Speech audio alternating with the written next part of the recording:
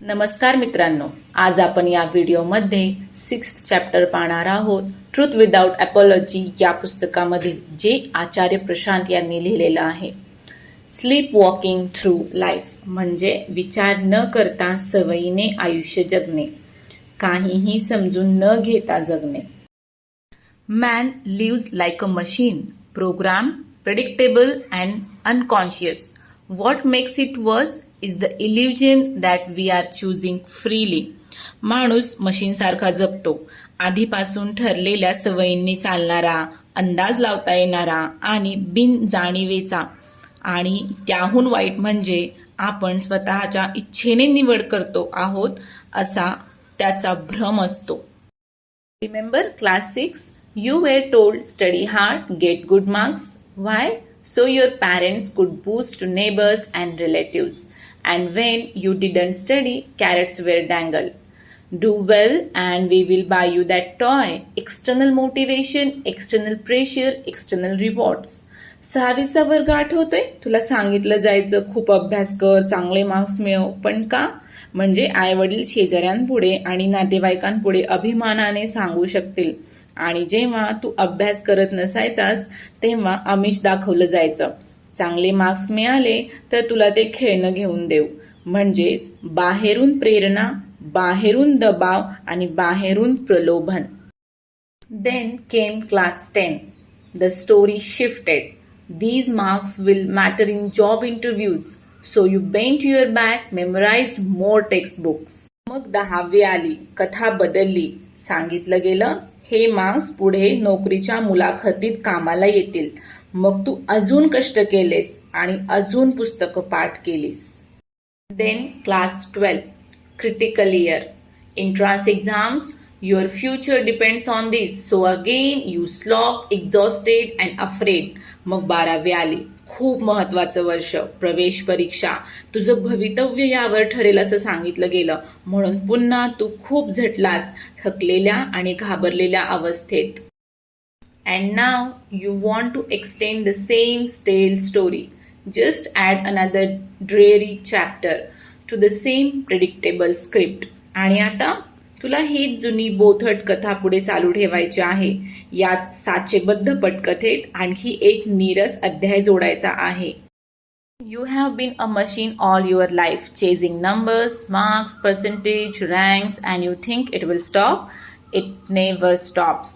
तू आयुष्यभर मशीनसारखा जगत आलास, फक्त आकड्यांच्या मागे धावत आलास. मार्क्स, टक्केवारी, रँक. तुला असं वाटतं की हे थांबेल. हे कधीच थांबत नाही. Soon it becomes salary, just another number. Then come LinkedIn connections, then promotions and designations, or an ambitious startup. So you can chase even bigger number. लवकरच ते पगारात बदलतं. आणखी एक आकडा. मग येतात लिंक्डइनवरचे कनेक्शन्स, मग प्रमोशन्स आणि मोठे पद किंवा मोठं स्टार्टअप सुरू करण्याची महत्वाकांक्षा, ज्यामुळे तू अजून मोठ्या आकड्यांच्या मागे धावू शकशील. Then you build a house, start a family, plan retirement, all on pre-decided lines, all equally uninspired. मग तू घर बांधतोस, कुटुंब सुरू करतोस, निवृत्तीची योजना आखतोस, सगळं आधीच ठरलेल्या रेषांवर आणि सगळं तितकंच निरुत्साही. If this same story is being stretched like a stale dough, tell me, what is the difference between that class 6 child and the seasoned professional? जर हीच जुनी गोष्ट परत परत लांबवायची असेल तर सांग, 6वीतील त्या मुलात आणि आजच्या या मोठ्या माणसात खरंच काय फरक आहे? Where is learning? Where is the evolution? Are you really going ahead or are you just running in circles, enacting the same script on different stages? शिकणं कुठं आहे? बदल कुठे आहे? तू खरंच पुढे जात आहेस का की फक्त गोल गोल फिरतो आहेस? तीच पटकथा वेगवेगळ्या रंगमंचांवर साकारत. At one point you were a child, then you became a teenager, then a young man or woman, then a professional, then a husband or wife, then a mother or father. Different labels, different costumes, different stages, but the same old script running underneath, and none of it really written by you. एक वेळ अशी होती, तू लहान मूल होतास, मग किशोरवयीन झालास, मग तरुण स्त्री किंवा पुरुष, मग व्यावसायिक, मग नवरा किंवा बायको, मग आई किंवा वडील. नावे बदलली, भूमिका बदलल्या, रंगमंच बदलले, पेहराव बदलले, पण आतून तीच पटकथा चालू राहिली आणि त्या पटकथेचा लेखक तू कधीच नव्हतास. You were acting, but do you even know why there is action?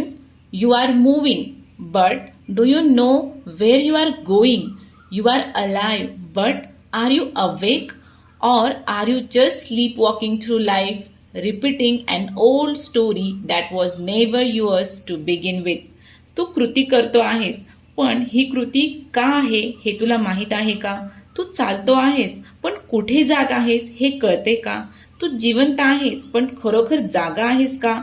की फक्त सवयीने आयुष्य जगत आहेस, एक जुनी कथा पुन्हा पुन्हा जगत, जी सुरुवातीपासून कधीच तुझी नव्हती. Do you really know who you are? Please see how deeply scripted your actions are, how borrowed your motivations. तुला खरंच माहीत आहे का की तू कोण आहेस? जरा पहा, तुझ्या कृती किती आधीच ठरलेल्या साच्यातून येत आहेत आणि तुझ्या प्रेरणा किती उधार घेतलेल्या आहेत. In that honest seeing something real begins. Not a new chapter, a new book. त्या प्रामाणिक पाहण्यातून काहीतरी खऱ्या अर्थाने सुरू होतं. नवा अध्याय नाही, एक नवं पुस्तक.